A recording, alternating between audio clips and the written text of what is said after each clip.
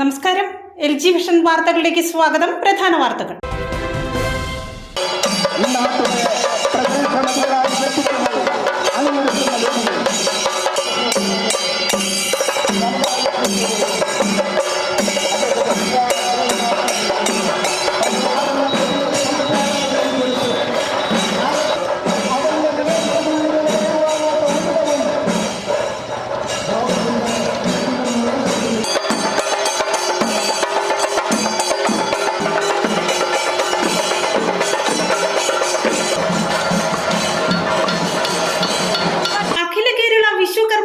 സഭയുടെ ആഭിമുഖ്യത്തിൽ വിശ്വകർമ്മ ദിനാചരണം സംഘടിപ്പിച്ചു. പറവൂർ ടൗൺ ഹാളിൽ നടന്ന പൊതുസമ്മേളനം നഗരസഭാ ചെയർപേഴ്സൺ ബീന ശശിധരൻ ഉദ്ഘാടനം ചെയ്തു. വയനാട് ദുരിതാശ്വാസത്തിന്റെ വിശ്വാസ്യത തകർത്തിരിക്കുകയാണ്. എന്തായാലും ഇത് കേന്ദ്ര ഗവൺമെന്റിന് കൊടുത്ത മെമ്മോറാണ്ടമാണ് എന്നാണ് മുഖ്യമന്ത്രി പറയുന്നത്. കേന്ദ്ര ഗവൺമെന്റിന് ഇങ്ങനെയാണോ മെമ്മോറാണ്ടം സമർപ്പിക്കേണ്ടത്? SDRF നോംസ് അനുസരിച്ചിട്ടാണ് കേന്ദ്ര ഗവൺമെൻറ്റിന് ഇത് സമർപ്പിക്കേണ്ടത്. SDRF നോംസുമായിട്ട് യാതൊരു ബന്ധവും ഇതിലെ പല കാര്യങ്ങൾക്കും ഇല്ല. വയനാട് ദുരന്തവുമായി ബന്ധപ്പെട്ട സർക്കാരിന്റെ കണക്കുകൾ സാമാന്യ യുക്തിക്ക് നിരക്കാത്തതാണെന്നും മെമ്മോറാണ്ടം തയ്യാറാക്കിയവർക്കെതിരെ നടപടി സ്വീകരിക്കണമെന്നും പ്രതിപക്ഷ നേതാവ് VD സതീശൻ. വിശ്വകർമ്മ ദിനത്തോടനുബന്ധിച്ച് BMS പറവൂരിൽ റാലി സംഘടിപ്പിച്ചു. KMK ജംഗ്ഷനിൽ നിന്ന് ആരംഭിച്ച റാലിയിൽ നൂറുകണക്കിന് പ്രവർത്തകർ അണിനിരന്നു.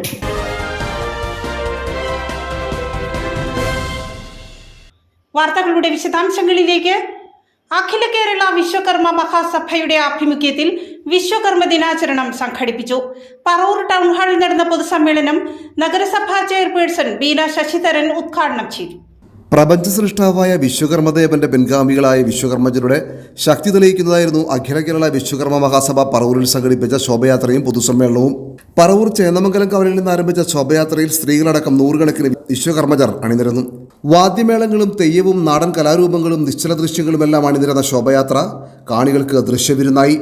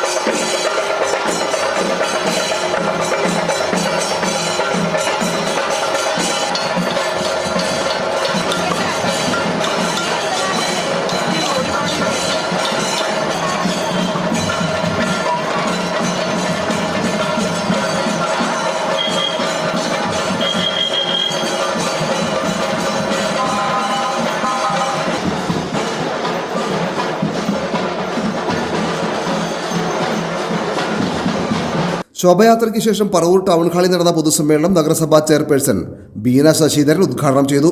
ആശാരി മൂശാരി കൊല്ലാൻ തട്ടാൻ വരുന്ന, അതേപോലെ തന്നെ കരിങ്കൽ പണി, ക്ഷേത്രങ്ങളും കൊത്തുപണികൾ ഉൾപ്പെടെ ചെയ്യുന്ന ഒരുപാട് വൈവിധ്യമാർന്ന കലാരൂപങ്ങൾ, ആ മനസ്സിലുള്ള ആ രൂപങ്ങൾ കയ്യിലേക്ക് ആവാഹിച്ചുകൊണ്ട് ഏറ്റവും ഭംഗിയുള്ള ശില്പങ്ങൾ തീർക്കുന്നതിൽ ഏറ്റവും മുൻപന്തിയിൽ നിൽക്കുന്ന ഒരു സമുദായ സംഘടനയാണ് വിശ്വകർമ്മ.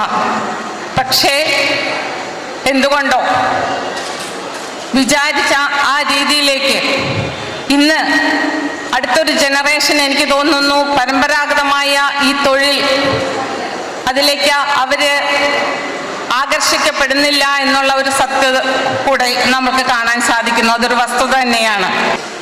മരത്തിലാണെങ്കിലും കരിങ്കല്ലിലാണെങ്കിലും ഓട്, പിച്ചള മുതലായവയിലും സ്വർണ്ണപ്പണിയാണെങ്കിലും എല്ലാം നമ്മുടെ സമൂഹത്തിൽ ഏറ്റവും അധികം നമുക്ക് ആവശ്യമുള്ള ഒരു സമുദായങ്ങളാണ് ഇതെല്ലാം. പക്ഷേ ഇവിടെയൊക്കെ പറഞ്ഞ പോലെ നമ്മുടെ സമുദായത്തിൻ്റെ അവകാശങ്ങൾ നേടിയെടുക്കുന്നതിന് എല്ലാവരും ഒറ്റക്കെട്ടായി പ്രവർത്തിച്ചെങ്കിൽ മാത്രമാണ് കേരളത്തിൽ 10% വരുന്ന ഈ സമുദായം ഏറ്റവും വിചാരിച്ച രീതിയിലേക്ക് മുൻപന്തിയിലേക്ക് എത്താനായിട്ട് സാധിക്കുകയുള്ളൂ എന്നുള്ളതാണ്. സംഘടന Paravur taluk union president MP Vinod അധ്യക്ഷത വഹിച്ചു. സെക്രട്ടറി AK സുരേന്ദ്രൻ സ്വാഗതം പറഞ്ഞു. സംസ്ഥാന ബോർഡ് അംഗം AG നാരായണൻ മുഖ്യപ്രഭാഷണം നടത്തി. നഗരസഭാ പ്രതിപക്ഷ നേതാവ് TV നിധിൻ, BJP സംസ്ഥാന സമിതി അംഗം ES Purushothaman, additional public prosecutor MB Shaji, സംഘടനാ ജില്ലാ സെക്രട്ടറി P മോഹനൻ, സംസ്ഥാന ബോർഡ് അംഗങ്ങളായ PK Vijayan, TA Aravindakshan, programme convener IV Jagadeesh, KVMS taluk union president Mini Mohan, AKVMS union ഖജാൻജി TK ഗോപാലകൃഷ്ണൻ, പറവൂർ ടൗൺ ശാഖാ പ്രസിഡന്റ് TK വിജയൻ തുടങ്ങിയവർ സംസാരിച്ചു. വിശ്വകർമ്മജനും പ്രമുഖ വ്യവസായിയുമായ രാകേഷ് രവീന്ദ്രനെ വിശ്വകർമ്മ കർമ്മശ്രേഷ്ഠ അവാർഡ് നൽകി ആദരിച്ചു. വയനാട് ദുരന്തവുമായി ബന്ധപ്പെട്ട സർക്കാരിന്റെ കണക്കുകൾ സാമാന്യ യുക്തിക്ക് നിരക്കാത്തതാണെന്നും മെമ്മോറാണ്ടം തയ്യാറാക്കിയവർക്കെതിരെ നടപടി സ്വീകരിക്കണമെന്നും പ്രതിപക്ഷ നേതാവ് VD സതീശൻ. വയനാട് ദുരിതാശ്വാസവുമായി ബന്ധപ്പെട്ട് പുറത്തു വന്നിരിക്കുന്ന സർക്കാരിന്റെ കണക്കുകൾ ദുരിതാശ്വാസത്തിൽ തന്നെ വിശ്വാസം അർക്കുന്നതാണ്. ഈ കണക്കുകൾ കേന്ദ്ര സർക്കാരിന് നൽകിയ മെമ്മോറാണ്ടമാണെന്നാണ് മുഖ്യമന്ത്രി പറയുന്നത്. ഇങ്ങനെയാണോ മെമ്മോറാണ്ടം തയ്യാറാക്കുന്നതെന്നും പ്രതിപക്ഷ നേതാവ് VD സതീശൻ ചോദിച്ചു. വയനാട് ദുരിതാശ്വാസവുമായി ബന്ധപ്പെട്ട് ഹൈക്കോടതി വിധിയുമായി ബന്ധപ്പെട്ട് വന്നിരിക്കുന്ന കണക്കുകൾ വയനാട് ദുരിതാശ്വാസത്തിൻ്റെ വിശ്വാസ്യത തകർത്തിരിക്കുകയാണ്. എന്തായാലും ഇത് കേന്ദ്ര ഗവൺമെൻറ്റിന് കൊടുത്ത മെമ്മോറാണ്ടമാണ് എന്നാണ് മുഖ്യമന്ത്രി പറയുന്നത്. കേന്ദ്ര ഗവൺമെൻറ്റിന് ഇങ്ങനെയാണോ മെമ്മോറാണ്ടം സമർപ്പിക്കേണ്ടത്? SDRF നോംസ് അനുസരിച്ചിട്ടാണ് കേന്ദ്ര ഗവൺമെൻറ്റിന് ഇത് സമർപ്പിക്കേണ്ടത്. SDRF നോംസുമായിട്ട് യാതൊരു ബന്ധവും ഇതിലെ പല കാര്യങ്ങൾക്കും ഇല്ല. മാത്രമല്ല ഇതൊരു സാമാന്യ യുക്തിക്ക് നിരക്കാത്ത കണക്കുകളാണ് വെച്ചിരിക്കുന്നത്. സെക്രട്ടേറിയറ്റിലെ ഒരു സാമാന്യ ബുദ്ധിയുള്ളൊരു ക്ലർക്ക് പോലും ഇത് തയ്യാറാക്കുമെന്ന് ഞാൻ കരുതുന്നില്ല. ഇത് എവിടെയാണ് തയ്യാറാക്കിയത്? ഇത് ഡിസാസ്റ്റർ മാനേജ്മെൻറ്റ് അതോറിറ്റിയാണോ തയ്യാറാക്കിയത്, അതോ ഈ റവന്യൂ വകുപ്പാണോ തയ്യാറാക്കിയത്? ഇത് ബന്ധപ്പെട്ട ഉദ്യോഗസ്ഥന്മാർ ഇക്കാര്യത്തിൽ വല്ല പരിശോധനയും നടത്തിയിട്ടുണ്ടോ? ഹൈക്കോടതി വിധിയിൽ വന്നിരിക്കുന്നത് ആക്ച്വൽസ് എന്നാണ് പറയുന്നത്. ഇത്രയും ആളുകളുടെ മൃതശരീരം സംസ്കരിച്ചതിന് ഉള്ള തുകയായിട്ട് വലിയ തുക കണക്കാക്കിയിരിക്കുകയാണ്. ഒന്ന് അത് അവിടെ നിങ്ങൾക്കറിയാം, ഒരുപാട് ആളുകൾ അവരുടെ ബന്ധുക്കൾ മൃതശരീരം തിരിച്ചറിഞ്ഞ് അവർ കൊണ്ടുപോയി. ബാക്കിയുള്ള കുറേ മൃതശരീരങ്ങളും ശരീരാവശിഷ്ടങ്ങളുമാണ് അവിടെ ദഹിപ്പിച്ചത്. അതിന് അവിടുത്തെ MLAയും പഞ്ചായത്തും ഉൾപ്പെടെയുള്ള ആളുകളാണ് HMLുമായി സംസാരിച്ച സ്ഥലം കണ്ടുപിടിച്ചത്. സ്ഥലം ഫ്രീ ആയിട്ട് തന്നു. കുഴി കുഴിക്കാൻ വേണ്ടിയിട്ടുള്ള സൗകര്യങ്ങളെല്ലാം അവിടുത്തെ തന്നെ ഒരു NSS യൂണിയൻ പ്രസിഡന്റും അദ്ദേഹത്തിൻ്റെ മകനും ചേർന്നാണ് എല്ലാം ചെയ്തു നൽകിയത്. പ്രവർത്തകരാണ്, സന്നദ്ധ പ്രവർത്തകരാണ് ഇത് മുഴുവൻ ചെയ്തത്.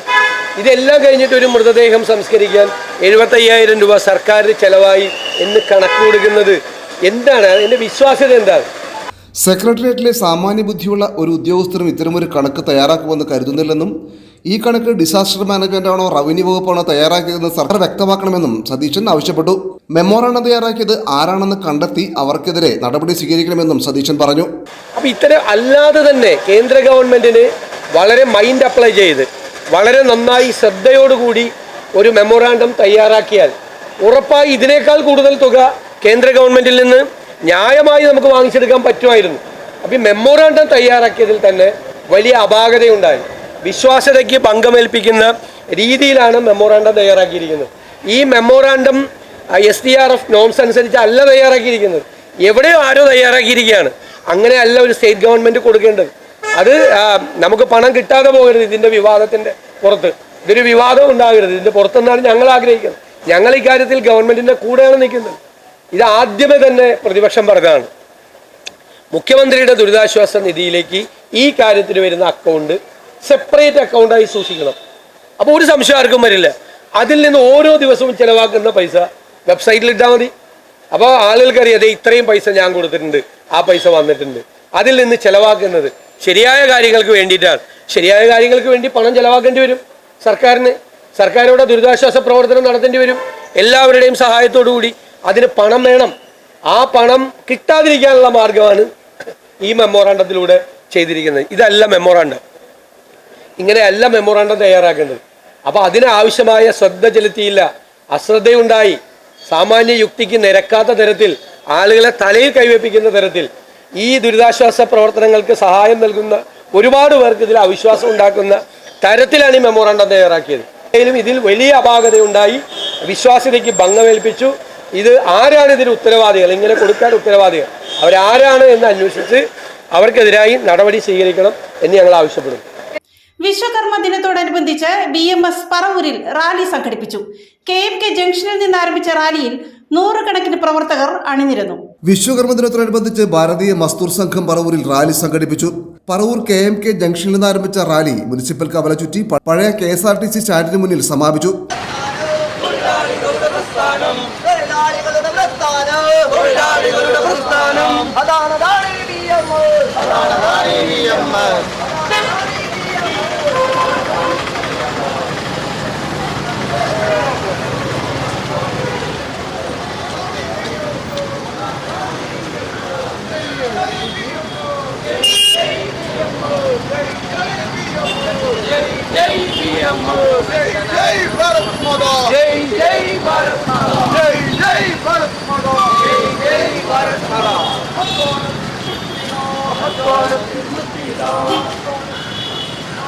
പ്രധാന വാർത്തകൾ ഒരിക്കൽ കൂടി.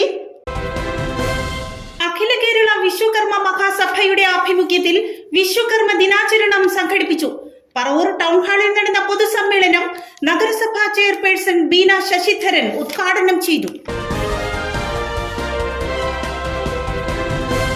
വയനാട് ദുരന്തവുമായി ബന്ധപ്പെട്ട സർക്കാരിന്റെ കണക്കുകൾ സാമാന്യ യുക്തിക്ക് നിരക്കാത്തതാണെന്നും മെമ്മോറാണ്ടം തയ്യാറാക്കിയവർക്കെതിരെ നടപടി സ്വീകരിക്കണമെന്നും പ്രതിപക്ഷ നേതാവ് VD സതീശൻ.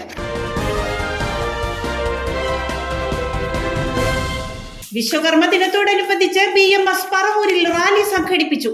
KMK ജംഗ്ഷനിൽ നിന്ന് ആരംഭിച്ച റാലിയിൽ 100 കണക്കിന് പ്രവർത്തകർ അണിനിരന്നു.